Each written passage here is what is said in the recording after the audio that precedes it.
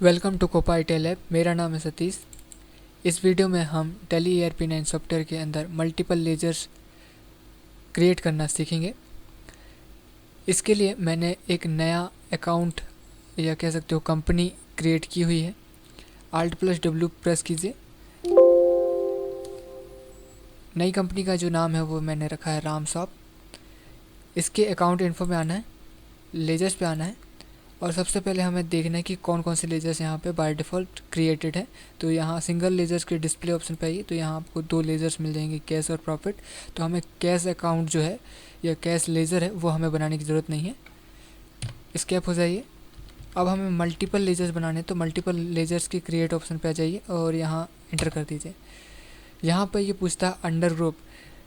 जब भी आपको कोई मल्टीपल लेज़र बनाना होता है तो आप किसी एक ग्रुप को सेलेक्ट करके उसके अंतर्गत मल्टीपल लेजर्स को क्रिएट कर सकते हैं। फॉर एग्ज़ाम्पल, किसी कंपनी के पास 5 बैंक अकाउंट्स हैं तो मैं यहाँ बैंक अकाउंट ग्रुप को सेलेक्ट करूँगा और उसके अंतर्गत जितने अकाउंट्स हैं उनको मैं बना लूँगा, क्रिएट कर लूँगा।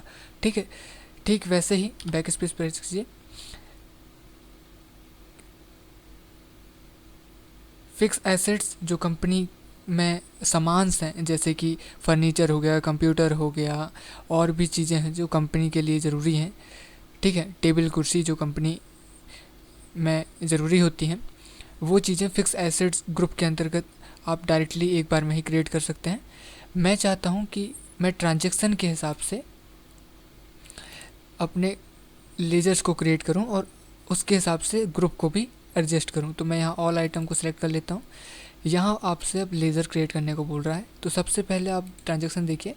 राम सिंह क्या कर रहा है, 11,000 रुपये के साथ व्यापार को प्रारंभ कर रहा है, मतलब कैपिटल लगा रहा है। कैपिटल इसका क्या है 11,000 रुपये है इसका कैपिटल। तो हमें एक अकाउंट बनाना होगा, उसका नाम है कैपिटल अकाउंट।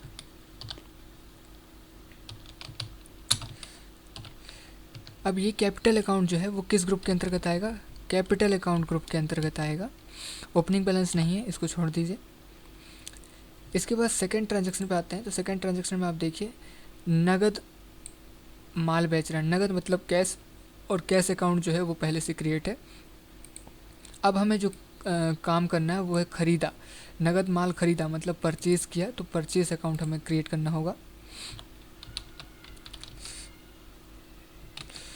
Purchase AC। अब ये जो परचेज़ अकाउंट है वो किस ग्रुप के अंतर्गत आएगा? परचेज़ अकाउंट ग्रुप के अंतर्गत। इसके बाद हम नेक्स्ट ट्रांजैक्शन देखते हैं। मशीन ख़रीदा। ख़रीदा अर्थात परचेज़ का लेज़र तो पहले से ही क्रिएट है। हमें अब सिर्फ और सिर्फ मशीन जो कि हमने कंपनी के लिए ख़रीद रहे हैं उसका लेज़र बनाना है। Machine AC। अब मशीन किसके लिए ख़रीदा है? कंपनी के लिए। और ये मशीन किस चीज़ का है? कंपनी का है। तो कंपनी के लिए ये क्या कहलाएगा? फिक्स एसेट्स के अंतर्गत आएगा। कंपनी की ये फिक्स एसेट्स है, संपत्ति है कंपनी की। इसके बाद यहाँ पर फर्नीचर है। अब इस बार फर्स्ट में उसने क्या किया था? फर्स्ट में उसने क्या किया था? मशीन ख़रीदा था और सेकंड उसने फर्नीचर ख़रीदा। तो हम यहाँ फर्नीचर का भी एक अकाउंट बना लेता हूँ। फर्नीचर।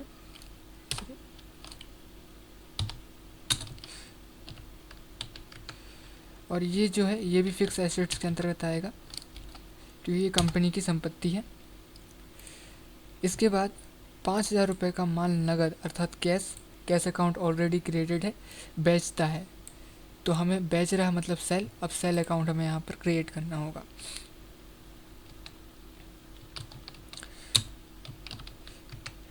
सेल्स की जगह आप सोल्ड भी लिख सकते हैं, आपके ऊपर है। और ये सेल्स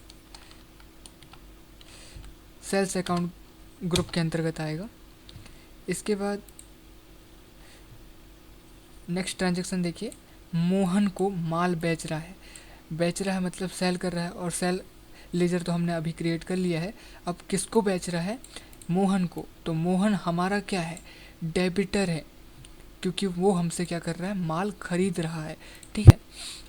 तो ये अगर टर्मिनोलॉजी आपने पढ़ी होगी तो आपको पता होगा कि जो हमसे माल खरीदता है वो हमारा डेबिटर होता है, और जिससे हम माल खरीदते हैं वो हमारा क्रेडिटर होता है। हमने किसी को माल बेचा तो वो हमारा क्या कहलाएगा, जिसको हमने बेचा वो हमारा क्या कहलाएगा, डेबिटर कहलाएगा, और जिससे माल हमने लिया है, खरीदा है, वो हमारा क्रेडिटर कहलाएगा। तो अभी हम यहाँ क्या करने वाले हैं, मोहन का अकाउंट क्रिएट करने वाले हैं, क्योंकि हमारा मोहन के साथ ट्रांजैक्शन हुआ है अभी, मोहन एसी। अब ये मोहन जो है वो क्या है, सन्ड्री डेबिटर, क्योंकि ये हमसे माल खरीद रहा है। इसके बाद 250 रुपये दुकान का किराया अर्थात रेंट चुका रहा है, रेंट फॉर शॉप। शॉप का जो है रेंट वो हमने चुका रहे हैं। तो अब रेंट क्या है, चुका रहे हैं, तो ये क्या है, एक्सपेंस हो गया, खर्चा हो रहा है ना, हमारी दुकान का हमें किराया देना पड़ रहा है, तो ये क्या है, खर्चा हो रहा है।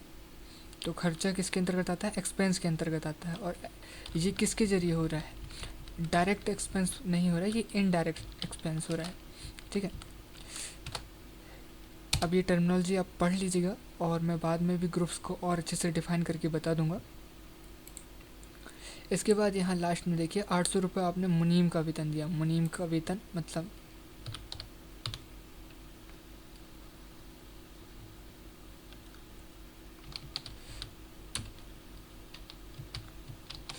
मुनीम सैलरी एक लेज़र बना लिया। अब मुनीम को हम सैलरी कहाँ से दे रहे हैं, ऑफिस से दे रहे हैं, तो ये किसके अंतर्गत आ जाएगा,